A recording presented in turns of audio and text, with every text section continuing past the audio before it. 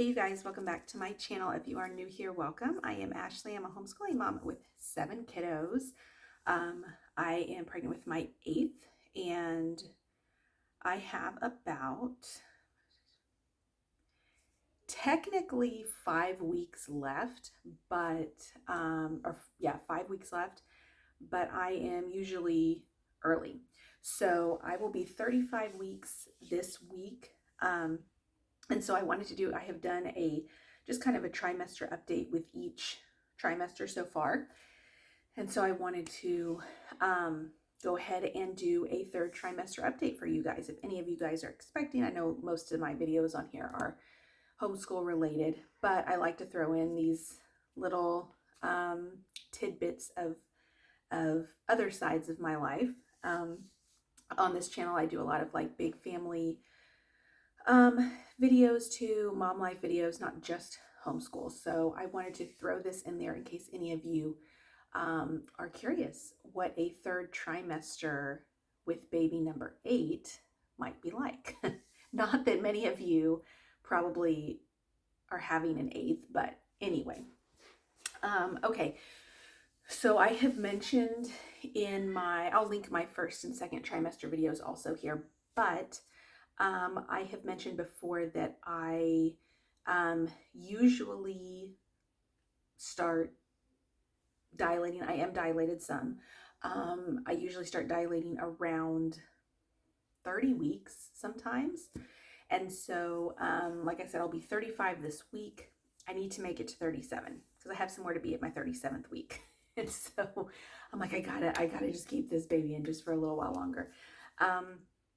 I progress very quickly when I start dilating, more so like 5 and 6 centimeters. I am usually in the hospital when I'm about 6 or 7 centimeters. And that is me not knowing that I am 6 or 7 centimeters. Like, it's not like going to the hospital and then starting Pitocin and all that. It is literally, I am already dilated, and so he's just going to go ahead and send me to the hospital. So that is kind of where we're at. I am like a centimeter and a half. I'm not, which is fine because, like I said, I need to make it to my 37th week. I need to be somewhere on my 37th week. And so I need to keep this in as long as possible. I had preeclampsia with my last pregnancy. And so I am cautious this time around. We are monitoring blood pressure. I still take blood pressure medication twice a day because I never fully recovered from that. And not that that is preeclampsia that is continuing on like 2 years later. It is simply hypertension. So I do have it in my family. It is genetic.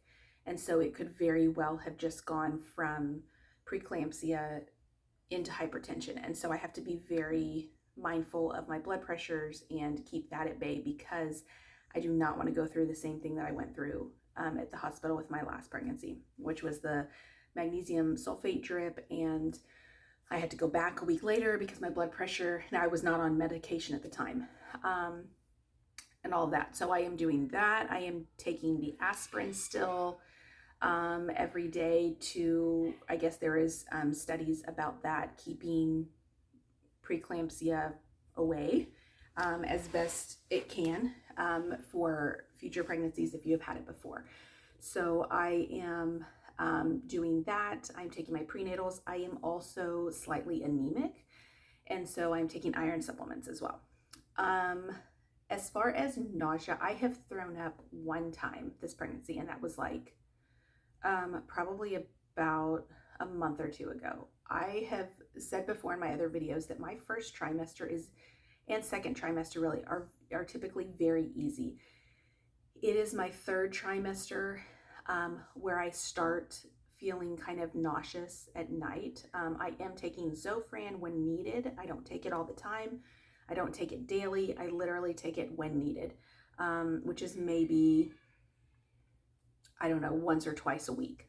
But I do get nauseous, more so in the 3rd trimester. I get a little bit more anxiety towards the end because I don't like to feel nauseous. obviously. And so I am doing that. Excuse me, it is like 110 in Texas, basically. And so it is very hot. I am always hot. I am indoors most of the time unless I am taking the kids somewhere. We do not do a lot of outdoor stuff unless it is in like water, because I just can't. I can't do it. I will feel lightheaded and all that. I just can't do it. So we do a lot of indoor stuff. And that's just, I think this is my third or fourth having pregnancy during the summer, like at the end. And it just, you think I would learn that this is just not the time really to be pregnant, but oh well. I just got baby clothes and stuff out yesterday actually, and washed that to make sure I had all of that prepared. I had a little bit of bleeding the other day, and so I think that was just from dilation. I did go to the doctor. I'm being monitored weekly now, where I get put on the monitor. They do an ultrasound, check the fluid, check the size, all of that, just because of my history and because I'm like almost 40, and that's geriatric in the pregnancy world. So what else? I'm trying to think if there's anything else. I'm not super tired all the time.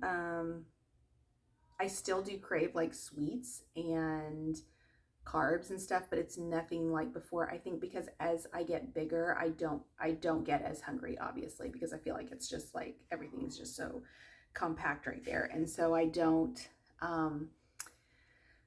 I don't eat a whole lot, but I still do like sweets quite a bit. He is moving. He is very, very active. Like when they put me on the monitor, they have to keep coming in and like adjusting the monitor because he moves so much. So who knows what that's an indication of. Maybe it means he'll be super quiet outside of the womb. I don't know. I did maternity pictures, which I did not do with any of my others. I ended up doing that. What else? Oh, I am going to do a 3D ultrasound, which I have not done with anyone else either. That is this week. I think that'll be just really cool for the kids to see, because the pictures that I get are not very clear, and they're just simply for measurement purposes or just to check the fluid and stuff like that. So they're not really focusing on the getting a good picture and all that. So I have to pay a little extra for that. So I'm going to go to one of the 3D places this week and get some of those done. What else? I'm trying to think if there's anything else.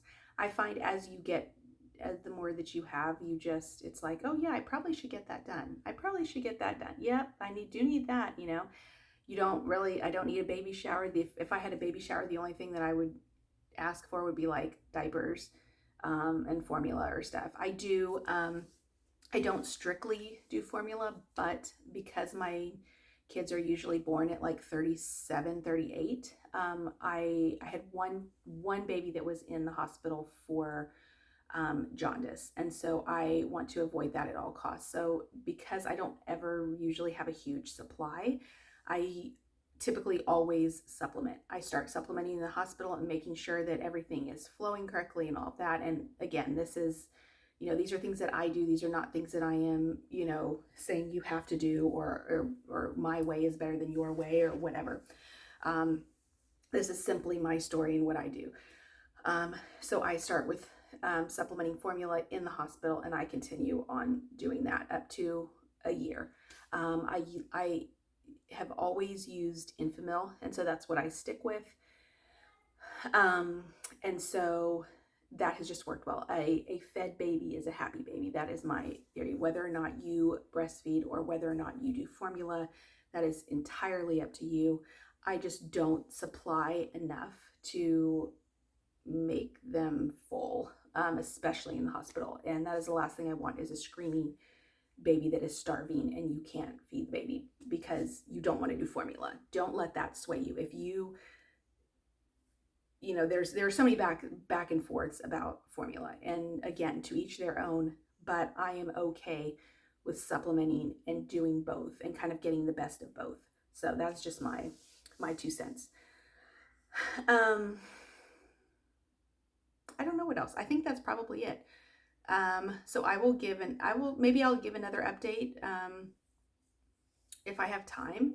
If not, then the next time I do a video about baby will maybe be here. I don't know. If you have any questions about my pregnancy, about it being different than my other pregnancies, about anything in general, just let me know down below. I'm happy to answer. Yeah, I say each pregnancy is different, but it's not necessarily, because a lot of times I find that the same symptoms and the same timing of everything is pretty much the same. My body just kind of does what it does each time, and so it knows what to do, and that's it. I have a doctor that I just adore, and he has delivered all my kids, and so he's one of those doctors that, like, you know so well that you can text them at any time of day. So I'm very lucky with that. But anyway, let me know, guys, if you have any questions down below, and I will see you next time. Take care.